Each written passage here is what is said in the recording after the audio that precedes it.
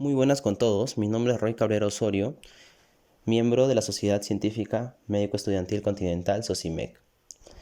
El día de hoy tengo el agrado de presentarles una ponencia del curso de endocrinología Between and Beyond Hormones, un curso internacional que lo realizamos entre 8 sociedades distintas.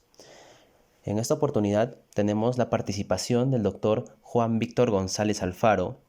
Él es médico especialista en endocrinología, miembro de la Asociación Peruana para el Estudio de la Obesidad y Aterosclerosis, APOA, miembro de la Sociedad Peruana de Endocrinología, endocrinólogo en el Hospital Belén de Lambayeque, Perú, endocrinólogo en el Hospital Privado Juan Pablo II, educador en diabetes, médico fundador de CAIDIL y docente USAT-USS. El tema a presentar el día de hoy es hipertensión por causas endocrinológicas. Adelante, doctor. Le damos el pase. Bien, buenas noches. Pues tengo mucho gusto y le agradezco la oportunidad porque vamos a hablar de un tema de pronto eh, no coyuntural, sin embargo, sí es frecuente, cierta frecuencia tiene la presentación de cuadros de hipertensión de origen secundario y básicamente vamos a abocar nuestro esfuerzo en pacientes con hipertensión de origen endocrinológico. Entonces, no persigo ningún conflicto de interés para esta ponencia, agradezco al contrario, pues a la organización de este evento y pues sobre todo a los muchachos que pues vienen haciendo este tipo de actividades con mucha potencia y lo cual pues felicito y siempre voy a estar llano a apoyarlos. La agenda para esta oportunidad, pues si bien es cierto puede llegar a ser un poco copiosa, pero trataremos, como lo comentábamos con los jóvenes al interno, de ser muy, pero muy sucintos. Sé con aras del tiempo que no es posible extenderse demasiado. Me han dado un tema poco extenso, sin embargo, trataremos de ir a las cosas muy puntuales. ¿Sí? Entendiendo de que estoy frente a alumnos de medicina. Pues, eh, cuando a usted le toca abordar a un paciente con hipertensión arterial, seguramente ustedes a lo primero que piensan es que pues hay que tomarle la presión, hay que ver el diagnóstico y pues una vez que uno tiene el diagnóstico, pues usualmente no te preocupes por ver la causa porque seguramente es esencial. Es una hipertensión arterial esencial. Sin embargo, no nos preocupamos que existen hormonas como la aldosterona, que es una hormona esteroidea que conserva el sodio, decía, secreta el potasio, incrementa de esta manera los niveles de presión arterial y no olviden que su secreción es usualmente posee un ritmo circadiano, básicamente diurno, y disminuye con la edad. Es por ello que, esta predisposición de que este hipoaldosteronismo fisiológico se puede ir presentando en pacientes gerontes, puede explicar mareos, descenso de la presión arterial, lo cual se conoce como hipotensión ortostática. Y eso es muy frecuente en la población geronte. ¿Sí? Muy bien. Sepan además que cuadros como factores como la hormona adrenocorticotropa, la norepinefrina, endotelina, angiotensina 2, pues una pieza clave para la regulación de la presión arterial, pues son factores que van a jugar a favor de estimular a la hormona aldosterona. Y vean cómo es que esta hormona aldosterona se seguirá pues sintetizando en la medida que estos factores pues estimulantes puedan estar presentes y de hecho se inhibirán cuando obviamente así lo requiera el organismo. Y obviamente esta aldosterona, su principal función es la reabsorción de sodio y agua y definitivamente la excreción de potasio, mecanismos que van a regular los niveles de presión arterial. También les traigo esta diapositiva donde pues vean ustedes que la fisiología del eje renina-angiotensina-aldosterona, ¿sí? Obedece a un constructo metabólico, hormonal, bioquímico, gruesamente rico en expresión básicamente dirigida a pues corroborar una serie de mecanismos como estimular la actividad simpática, a estimular la liberación de hormona, la hormona antidiurética, estimular la vasoconstricción y por tanto reducir el flujo renal, ¿sí? Estimular, entre otros factores, la reabsorción de sodio y la excreción de potasio, ya lo venía comentando, todos ellos a favor de controlar una adecuada volemia y que de hecho controle los niveles de presión arterial. En condiciones patológicas, ¿sí? Esta predisposición de la aldosterona puede conllevar a mecanismos como fibrosis miocárdica, remodelación, hipertensión arterial de manera gruesamente descompensante, trombosis, ateroesclerosis, progresión a enfermedad renal ya en estadios muy avanzados y definitivamente, correlativamente, falla cardíaca. Entonces, en este constructo es importante que entendamos cuál es la importancia de esta hormona pues de relevancia capital. Ahora, vean que esta hormona, la aldosterona, pues es producida por la capa glomerular, un buen porcentaje de ella está unida a albúmina y de hecho, la metabolización y la excreción obedecen a la metabolización al hígado, el 90% de ellos van al hígado y la excreción asociado al complejo glucor C21, conjugación del C21 y C18, C21 para una conjugación importante para favorecer la excreción a nivel de las heces y del líquido biliar, y obviamente el C18 y el C21, más predisponiblemente el C18 que el C21, pues están asociados a la excreción a nivel renal. Entonces, esta condición nos hace sentar cabeza y nos quiere, pues, tratar de transmitir entonces si existe una enfermedad específica que explique la hipertensión arterial. Y de hecho, no es habitual, lo decía, pues de hecho, el control de la presión arterial no es habitual definitivamente el buscar la etiología de la patología como tal, la hipertensión arterial.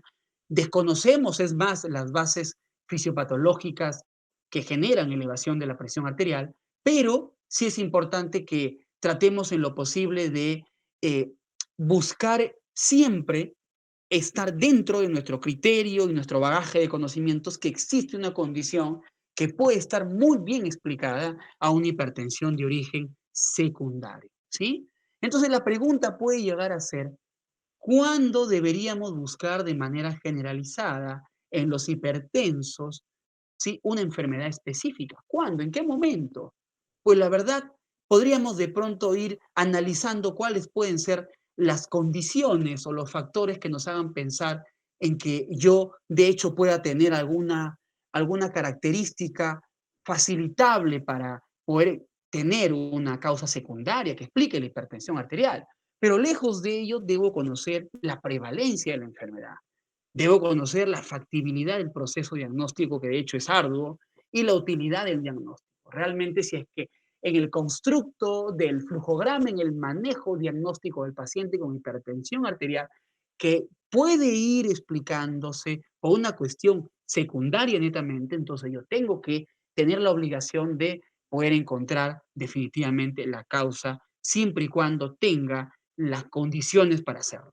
Entonces, ya que hablamos de hipertensión arterial, definitivamente todos conocen de que la prevalencia, pues 40% en la población adulta, pues es una revisión de hace algunos años. Sin embargo, pues con esta condición de la pandemia aguda que hemos enfrentado, muchos de la población mundial luego ha tenido algún factor predisponente que favorecer, no solamente como la diabetes, la obesidad, sino también como los valores de hipertensión. Y la prevalencia es muy probable que vaya aumentando de acuerdo al lugar donde pues, se haga el estudio, ¿no? Seguramente nosotros, los peruanos, tengamos prevalencias muy distintas a los que tienen otros hermanos a nivel regional, a nivel pues, latinoamericano o centroamericano. Así que eso sí es muy frecuente que se pueda llegar a presentar. Sin embargo, sí, lo que sí es frecuente es que los niveles de hipertensión arterial se acentúan,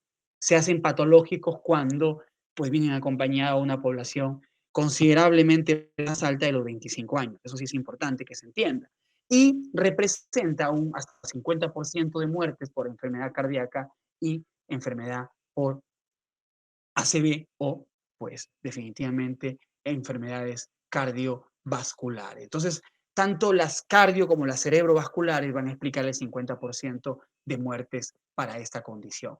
En un 10% de casos solo se halla causa de la hipertensión y justamente es esto el motivo de la ponencia de hoy. Miren ustedes en diferentes publicaciones, diferentes referencias que nosotros tenemos en el continuum del tiempo evolutivo, en los estudios, vean cómo es que independientemente del año en que se haga el estudio, vean cómo es que el porcentaje mayúsculo que explica hipertensión arterial es la hipertensión esencial, y justo es lo que estábamos hablando de un inicio.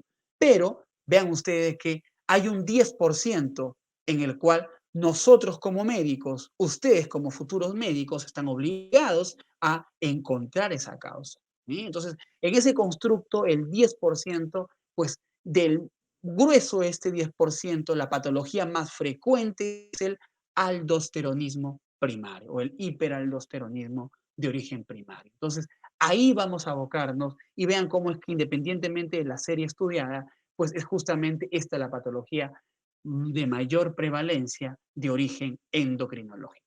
¿Ah?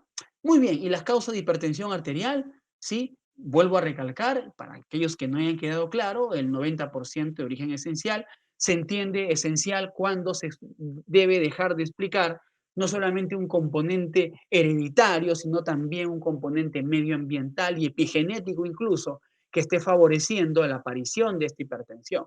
Sin embargo, un 10 a un 15% sí se explica por una condición renal, como la enfermedad renal parenquimatosa y una hipertensión renovascular. Seguramente los nefrólogos nos comentarán a detalle al respecto de estas dos entidades nosológicas, pero nosotros como endocrinólogos es preciso mencionarles de que el origen endocrinológico rebasa la condición de que puedan tener que enfrentar un protocolo diagnóstico interesante y un bagaje rico en estudios como el plantear la posibilidad de poder explicar o diagnosticar o descartar patologías como el hiperaldosteronismo primario, el hipercortisolismo, el feocromocitoma, etcétera, etcétera, etcétera. Otras entidades que son menos frecuentes como el hipotiroidismo, el hiperparatiroidismo, la acromegalia, que también entraría a detallar dentro del diagnóstico, pues, presuntivo para explicar hipertensión de origen secundario, ¿sí? Otras condiciones, como por ejemplo el síndrome del apnea obstructivo del sueño, la coartación de la aorta e incluso a hipertensión inducida por algunos fármacos que de hecho no voy a tocar el día de hoy. Entonces, otro tipo de clasificación que nos dice el Williams en su 13ª edición, vean cómo es que el, el feocromocitoma, el hiperaldosteronismo, la hiperplasia suprarrenal congénica, ¿sí? El tumor productor de desoxicorticosterona, la resistencia primaria al cortisol, son factores que pueden explicar y pueden hacer a explicar cómo es que la glándula suprarrenal origina esta etiología para la hipertensión arterial. ¿Y cuándo se sospecha una hipertensión arterial secundaria? Realmente tiene pues asidero poder estudiar esta hipertensión secundaria, por supuesto. Por supuesto, porque si bien es cierto, es un porcentaje nada despreciable, un 10% de la hipertensión secundaria, y seguramente ahora les voy a traer cuál es esa población o esa condición que debe tener el paciente para poder de una u otra manera explicar si tiene esta prevalencia de condición patológica. Sin embargo, sí, la sospecha tiene que estar inherente. La sospecha debe estar inherente, seguramente asociado a la clínica, ya lo veremos, ¿sí? Y se tiene que confirmar. Y ahí está el tema, porque hay varias formas, varios métodos diagnósticos para poder diagnosticar una enfermedad con probablemente una hormona con un tiempo de vida media corta, que de hecho lo hace un poco complicada el diagnóstico en este contexto. Sin embargo, siempre hay que sospechar esta condición. Y básicamente, cuando el estudio es relevante y la situación sea reversible con el tratamiento específico. Entonces, si uno tiene un paciente probablemente con edad de inicio de hipertensión arterial antes de la pubertad, edad de comienzo, menos de los 30 años, en pacientes no obesos, sin historia familiar de hipertensión, que no tengan factor de riesgo cardiovascular, o aquellos pacientes que tengan o que hayan iniciado el diagnóstico de hipertensión arterial secundaria por encima de los 60 años, o aquellos que tengan una elevación aguda, abrupta de la presión arterial en pacientes con presión arterial previa normal o con hipertensión esencial bien controlada, aquellos con hipertensión resistente, aquellos que son hipertensos y que no están controlando con 3 fármacos o con 3 fármacos antihipertensivos en apoyo sinérgico y en dosis adecuadas, y que uno de ellos incluso sea diurético, pues en ellos se sospecharía de hipertensión secundaria. Y además en aquellos con hipertensión acelerada o maligna, cuya condición ya tenga que involucrar un órgano blanco, por ejemplo, la retinopatía hipertensiva en cualquier grado, tanto grado 3 como grado 4, ¿sí? O la presencia de síntomas o signos que orienten hacia una enfermedad subyacente. Toma de fármacos capaces de inducir hipertensión también, solo que con alguna condición menos frecuente, incluso la posibilidad de tener condiciones de emergencias hipertensivas frecuentes. Todas esas factores, condiciones, mecanismos, posibilidades nos acercan a pensar y a sospechar de una hipertensión secundaria, la cual entraría como un constructo interesante para hacer el estudio muy relevante y muy importante para, conociendo la causa, tratando la causa, hacer que el tratamiento sea específico y la situación definitivamente, una vez que la causa sea controlable, la situación reversible, ¿no? Muy bien. Ahora sí me voy a enfocar a hablar un poco de lo que es hipertensión de origen endocrinológico. Y como verán ustedes, ¿sí? De todas las patologías, de todas las entidades nosológicas que explican una hipertensión arterial secundaria, independientemente de la causa renal, solo la endocrinológica, y lo vuelvo a reiterar, ¿sí? Tenemos dentro de las más importantes las de origen o las originadas por una hiperaldosteronismo primario. Y de ellos, de estos pocos casos, que de hecho en población juvenil, población joven, ¿sí? Vean, de ellos son los tumores adrenales, obviamente los de la casuística mayor, ¿no? Versus las hiperplasias adrenales y obviamente también una condición de no visualización del tumor, seguramente por una hipertensión de causa idiopática.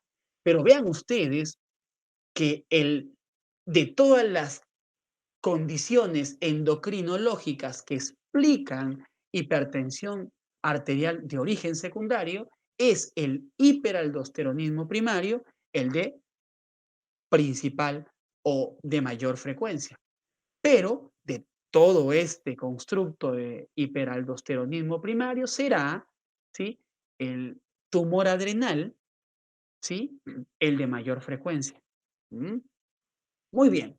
Entonces veamos aquí un estudio argentino reciente, del año pasado, fines del año pasado, cómo es que resumieron los hallazgos más relevantes en un estudio de 79 pacientes con hiperaldosteronismo primario. Y vean cómo es que los valores de referencia están en la imagen inferior derecha. Los valores normales tanto para la presión arterial sistólica en menos de 140 como para la presión arterial diastólica en menos de 90 como puntos de corte, y vean cómo es que esta presión arterial sistólica inicial ante el tratamiento respectivo, vean cómo es que los niveles de presión arterial sistólica bordeaban de 186 en promedio, incluso llegando incluso hasta 200 incluso de presión arterial sistólica, y la presión arterial diastólica, vean cómo es que llegaba de 100 a 110 milímetros de mercurio. Y tras el tratamiento, sí se llegaban a cumplir los objetivos en controlar los valores normales de presión arterial, tanto diastólica como sistólica en 136 y diastólica en 83 miligramos por decilitro. Y vean que también para este estudio existe una caliemia inicial que de pronto está justificada por el mismo mecanismo fisiopatológico. Y además, vean ustedes que del total de los 79 pacientes a estudio en este reporte, vean que el 36,8%, 29 de ellos tuvieron un adenoma suprarrenal y el 20, casi pues, el 27% se les tuvo que practicar una suprarrenalectomía. ¿Mm? Perfecto.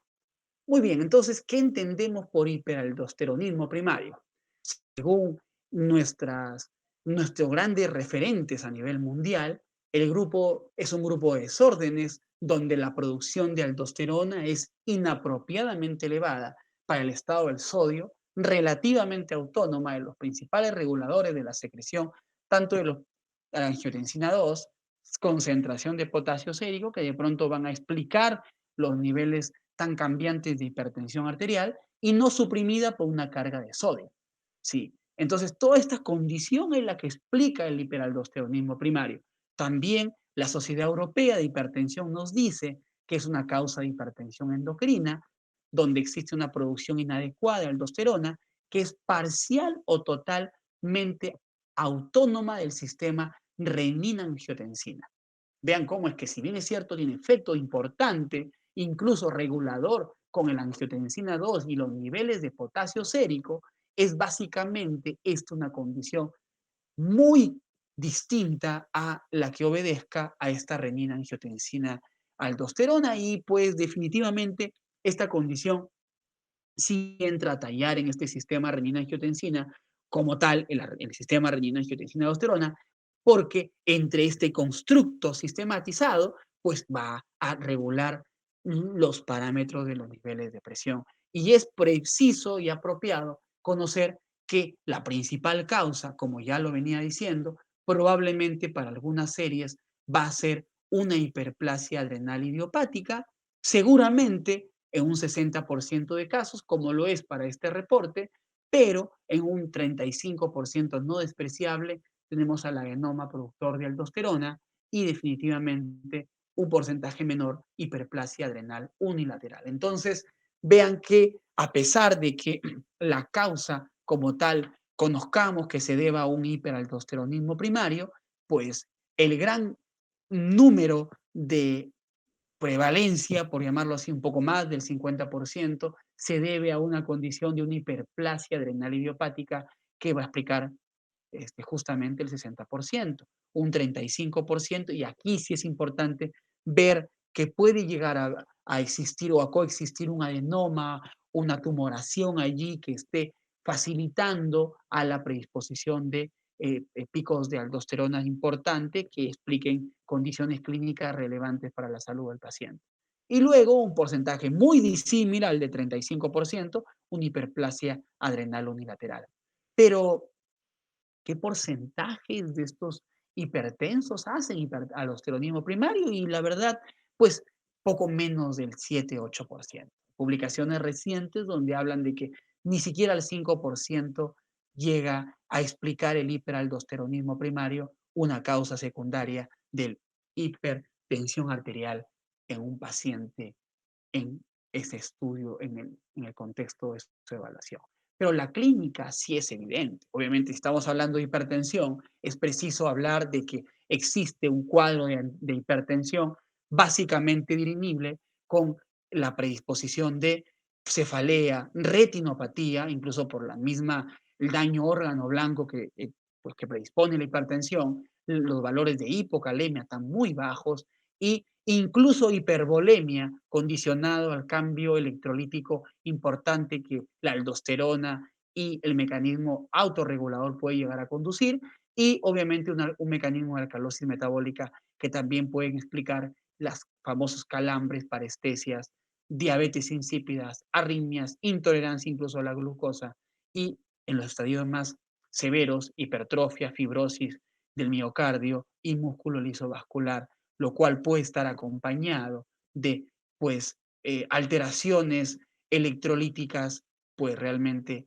muy cercanos a una descompensación que puede explicar la pues muerte del paciente, ¿no? ¿Qué tan frecuente es la hipocalemia? En un constructo del paciente que posee la condición de un hiperaldosteronismo primario, modestamente, en máximo un 30, o unos reportes dicen 40% de los pacientes con hiperaldosteronismo primario pueden llegar a tener hipocalemia. Sin embargo, la presencia, y eso sí que tiene que quedar muy en claro, la presencia de hipocalemia tiene una baja sensibilidad y la ausencia de hipocalemia tiene un bajo valor predictivo positivo para el diagnóstico de hiperaldosteronismo primario. Entonces, esa condición sí es importante que ustedes lo lleguen a entender. No debemos poner en riesgo nuestro diagnóstico simple y sencillamente si no encontramos hipocalemia en el paciente. Importancia en su detección, definitivamente tiene una importancia capital. Ya lo decía, eh, la hipertensión explica un gran número de camas en unidades de cuidados cardiológicos. Probablemente el ser hipertenso explica el 50 al 70% de posibilidades de morir por una enfermedad pues cardiovascular o cerebrovascular, pero por sobre todo por el contexto en el que el estudio se hace importante en el paciente con una patología secundaria como la que estamos estudiando ahora, definitivamente el llegar a conocer la patología de base que explique esta hipertensión arterial lo hace, pues primero, ya lo vuelvo a repetir, que tenga que ser una pieza clave en su estudio para poder de una u otra manera explicar cuál es la causa de la condición esta de la hipertensión arterial y por sobre todo llegando a conocer la causa, conociendo de que la condición va a ser reversible después del tratamiento periódico y oportuno. Mayor riesgo de eventos cardio y cerebrovasculares, pues mayor mortalidad cardiovascular, ¿sí? Pues incluso un poco más alta en pacientes con hipertensión similar, pues de origen esencial, ¿sí? Aldosterona ha sido involucrada como un factor de riesgo independiente de la presión arterial para el síndrome metabólico y definitivamente los inhibidores de la aldosterona pueden retardar la aparición de diabetes en hipertensos y esa es una condición muy importante. Honestamente, si yo tengo la causa que me pueda evitar que esa hipertensión no solamente vaya haciéndose refractaria en el tiempo, sino por sobre todo evitando que lleguen enfermedades tan dramáticamente descompensantes en el paciente como lo es la diabetes, pues tengo en mis manos la posibilidad de evitarlo.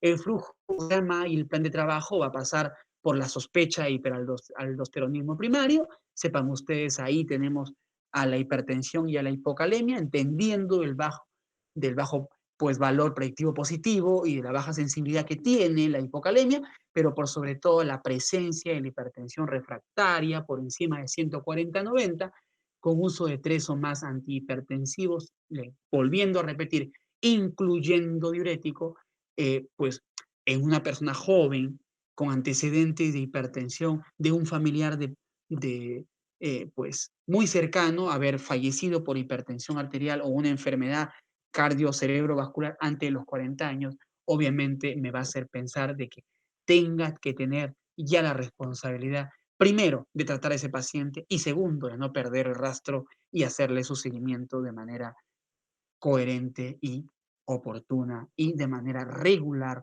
para evitar descompensaciones futuras en el paciente. Por sobre todo, al paciente decirle, ¿sabe qué, señor, señora? Su condición es una condición diferente al resto de las hipertensiones.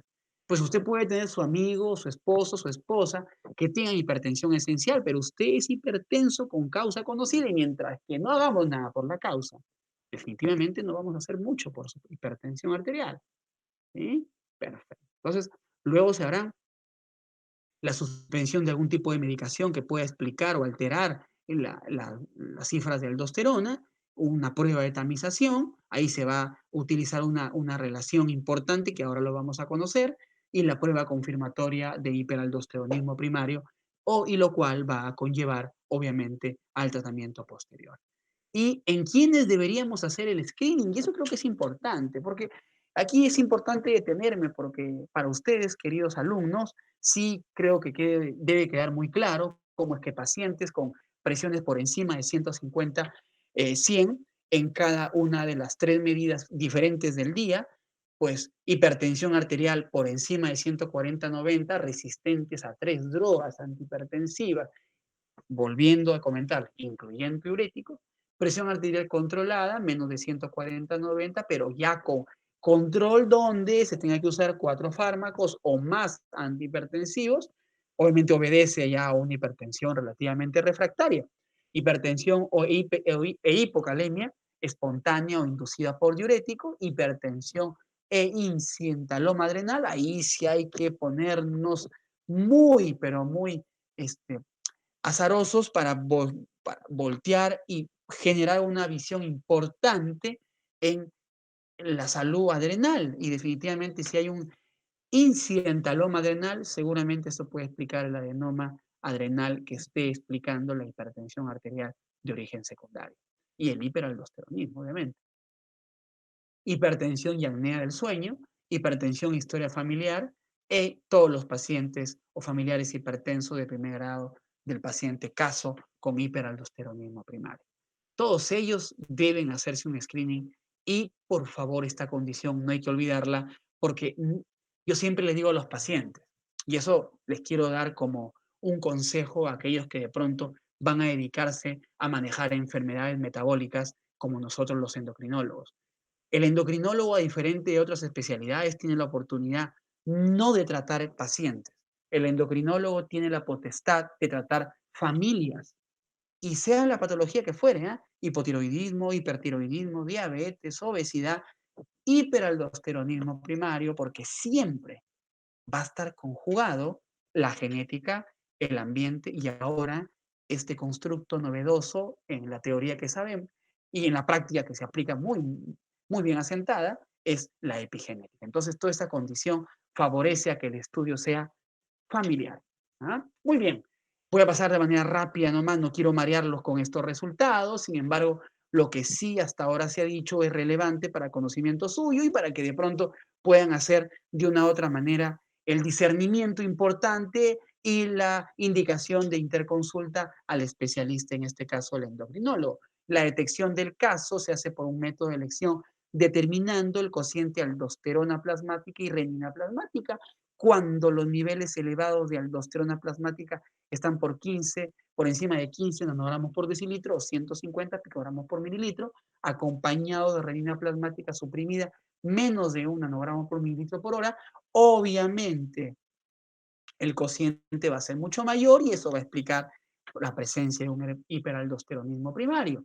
Y honestamente existen varios factores que pueden afectar esta fracción, esta relación aldosterona-renina, ¿sí? Pero según autores, pues nos comentan de que pues, este test, esta relación aldosterona-renina, este RAR, habitualmente lo llamamos, pues tiene una sensibilidad enorme, como lo verán, cercano al 99%, y una especificidad honestamente no tan considerable, como un casi 80%.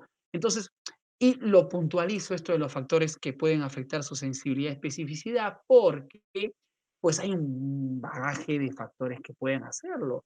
Y es por eso que para estudiar a este tipo de pacientes y llegar al diagnóstico de un hiperaldosteronismo primario, lo mejor podría llegar a ser, pues, inevitablemente, hospitalizar al paciente, suspender 6 semanas antes los diuréticos, como por ejemplo la espironolactona, la amiloride, la triantileno, o suspender 2 semanas antes algunos betabloqueantes, la metildopa, calcio antagonista, dihidropiridínicos, los famosos inhibidores de la angiotensina, las YECAS, o los ARAS que de pronto pueden incluso afectar en la sensibilidad y especificidad de estas pruebas.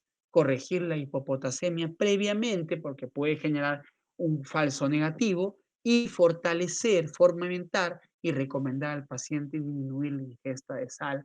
Ojo, no restringir porque eso también afectaría los niveles de aldosterona y definitivamente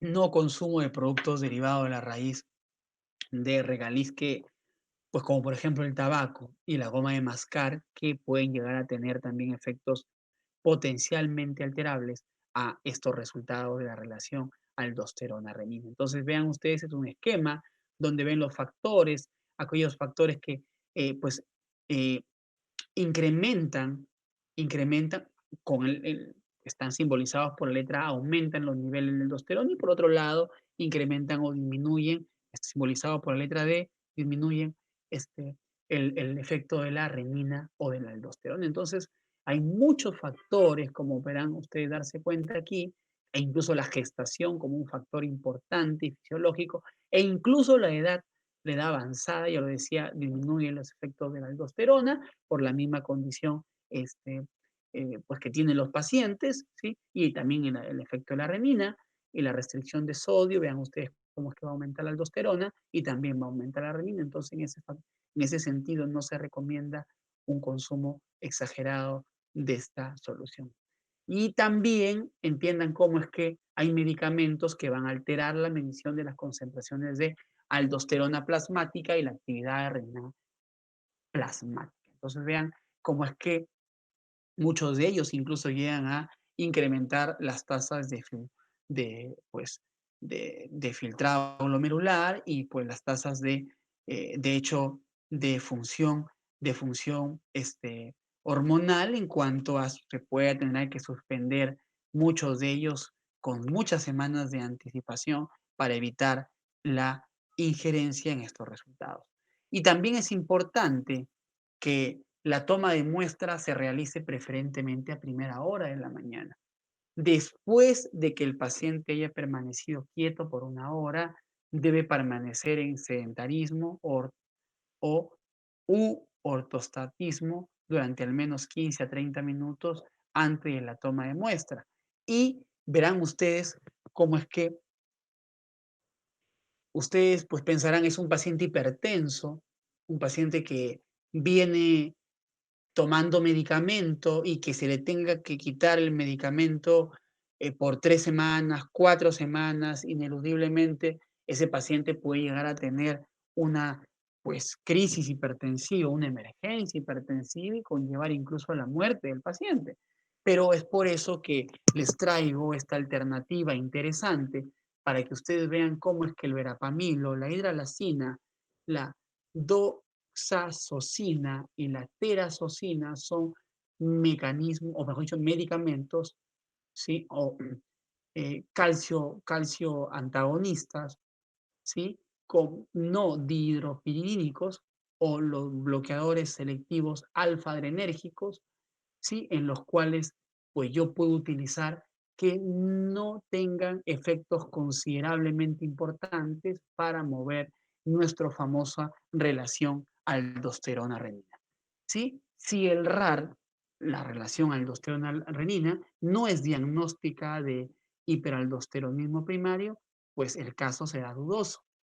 Y ante ello lo que tiene que realizarse es la supresión de secreción de aldosterona mediante una sobrecarga de sal y volumen. No voy a entrar a detalles porque ya estas son más cosas de especialidad, sin embargo, sí se deben realizar algunas pruebas dinámicas interesantes, como por ejemplo, se tiene que hacer el test de confirmación de secreción autónoma de aldosterona, hay las pruebas de sobrecarga salina endovenosa, hay parámetros de interpretación para ello, pruebas de sobrecarga salina oral, también existen parámetros y condiciones y consideraciones que de hecho están explicadas, pruebas de supresión con fluorocortisona, otro tipo de corticoide que de una u otra manera tiene un importante impacto para la expresión de la aldosterona, también la prueba de captopril, entendiendo que cada una de estas pruebas tiene, de hecho, pues sensibilidad y especificidad distintas, pero el diagnóstico se llega aquí como una secreción inadecuada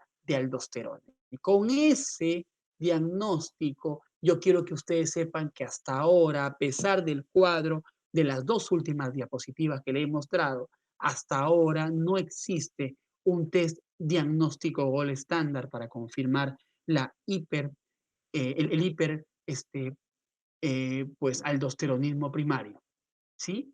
Eso sí que quede claro muy bien, por favor. Y la clasificación del caso sí se va a tener que estar orientada a buscar cuál es la causa, obviamente, de este hiperaldosteronismo primario. Y la verdad, muchos de estos casos se inicia haciendo estudios de imágenes como usando la tomografía computarizada suprarrenal como estudio inicial para excluir masas grandes que puedan representar un carcinoma adrenocortical y ayudarnos al radiólogo, entre ellos el intervencionista, y al cirujano que puede de pronto pues participar en la exéresis de este tumor para la localización anatómica de la lesión. Y tenemos tres tipos de afección suprarrenal. De acuerdo, obviamente, al tipo de afección suprarrenal, yo voy a poder utilizar o la tomografía eh, pues, multicorte, o la resonancia multicorte, o la toma de muestras en venas suprarrenales. Cada una tiene su atingencia, cada una se utiliza con alguna consideración importante. Vean cómo es que la resonancia, por la misma capacidad resolutiva que tiene, se tiene que emplear cuando no se pueden detectar adenomas milimétricos, ya que se pueden confundir en que puedan ser funcionantes o nódulos unilaterales, en vez de ver hiperplasias bilaterales, pero sí se utilizarán seguramente tomografía, ¿sí? Cuando obviamente se sospeche de un diagnóstico de una probable lateralización, y esto obviamente va a estar utilizado en un 15% de las cirugías que de pronto pueden llegar a confundir la ubicación precisa de la tumoración. Y la toma de muestra en venas suprarrenales, pues es también lo que se utiliza en centros especializados, en centros referenciales, la lesión de unio bilateral con el diagnóstico confirmatorio, sí, un hiperaldosteronismo primario, cuyo tratamiento se justifique en que sea quirúrgico. Y como veremos aquí, hay unas imágenes, he podido conseguir para ustedes algunas imágenes de las flechas donde los pueden encontrar. Pues vean ustedes que hay un nódulo suprarrenal en el lado izquierdo y también hay otro en el lado derecho.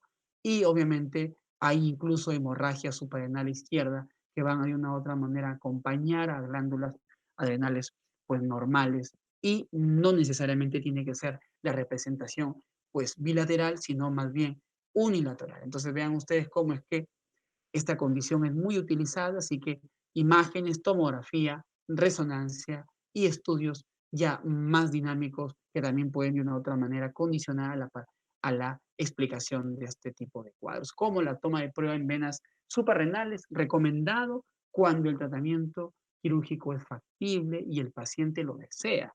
Eso sí, no hay nada que el paciente no se le tenga que obligar. Definitivamente el paciente pues tiene que hacerle este test, un experimentado radiólogo, intervencionista de hecho, podría usar una toma selectiva de aldosterona en venas suprarrenales y hacer la distinción entre la enfermedad adrenal unilateral o bilateral y comparar los valores a ambos niveles, ¿no? Tanto en la glándula adrenal izquierda como en la derecha. En pacientes jóvenes menores de 35 años con hipocalemia espontánea, marcado exceso de aldosterona y lesión adrenal unilateral con manifestaciones pues, radiológicas compatibles con un adenoma cortical, en una tomografía adrenal puede no necesitar este tipo de evaluaciones antes de proceder a la adrenalectomía unilateral, porque de hecho pues, la condición misma nos puede facilitar a realizar la intervención previa toma de muestra de venas suprarrenales. Vean ustedes, son algunos pues imágenes donde yo les puedo colocar aquí que como gol estándar para determinar la causa de un hiperaldosteronismo primario, el cateterismo y muestreo venoso de suprarrenales, ¿sí?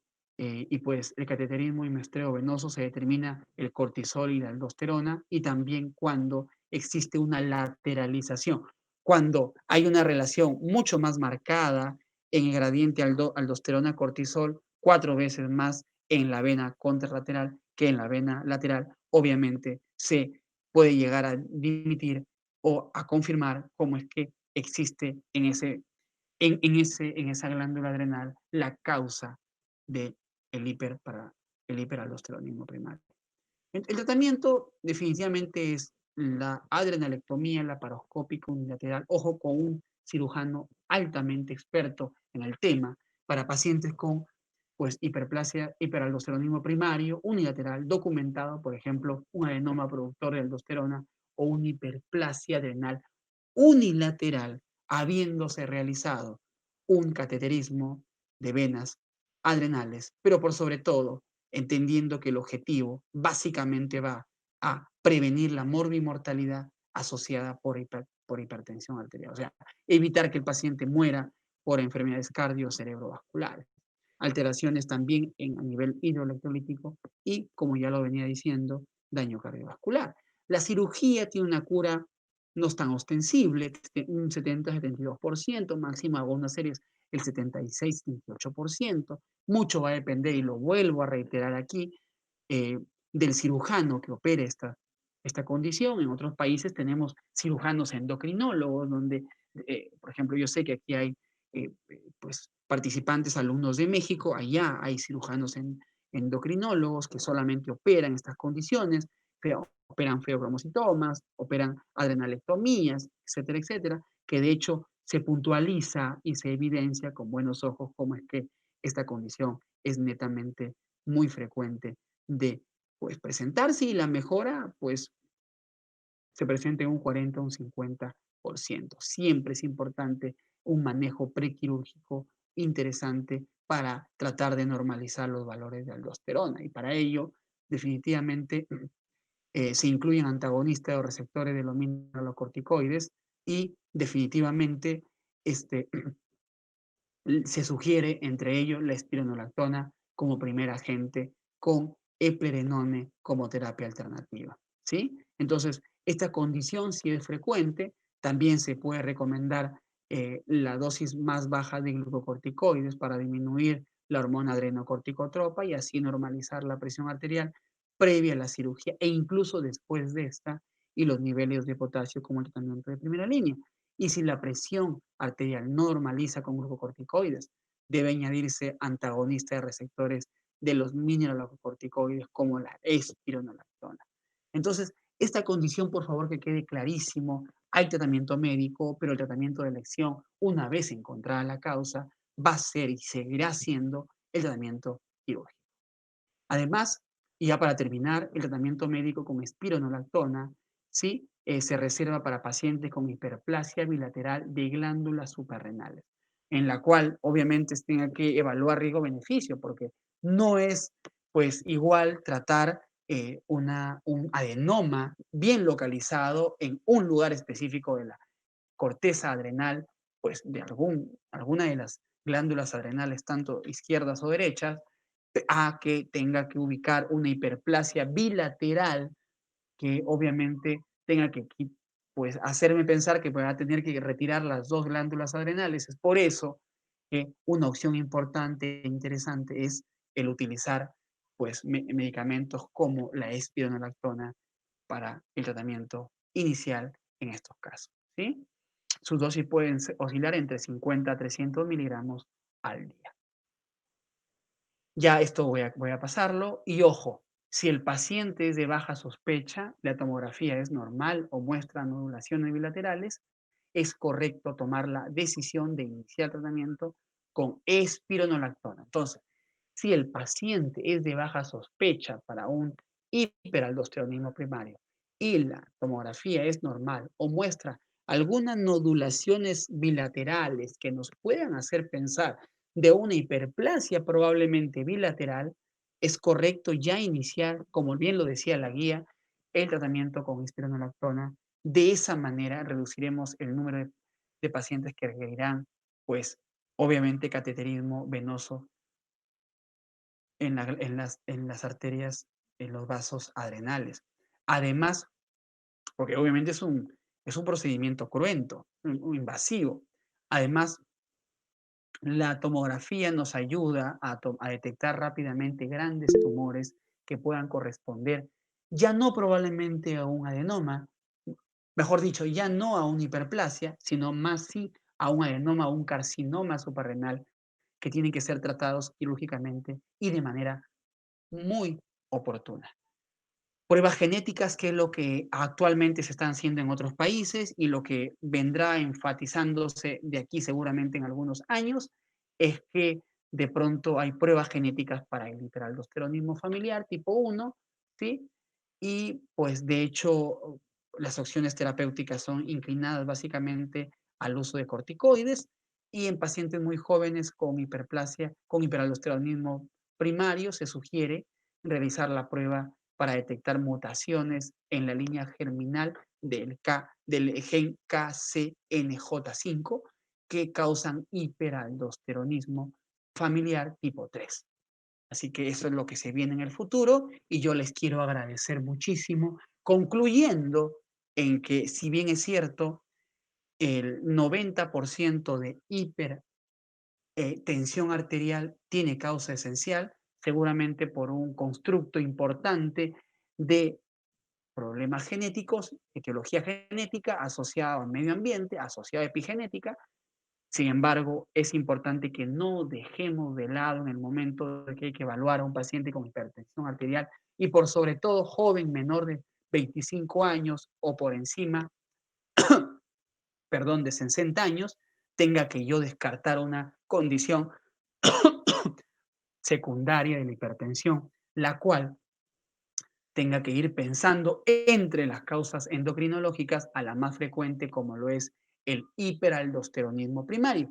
Sepan además que en el inicio del estudio, en el algoritmo diagnóstico del paciente con esta condición es preciso puntualizar que el paciente con hiperaldosteronismo primario obedece a, obedece a que este, tengamos que realizarle alguna serie de evaluaciones, iniciando con la relación aldosterona-renina, el RAR, y de hecho, dependiendo de la condición en la que se enfrenta el paciente, también va a ser propicio utilizar estudios de imágenes como la tomografía, la resonancia, e incluso en aquellos que no podamos ver alguna imagen de características adecuadas para que nos haga pensar que existiera algún adenoma o un carcinoma, pues en el caso de una hiperplasia, seguramente es preciso utilizar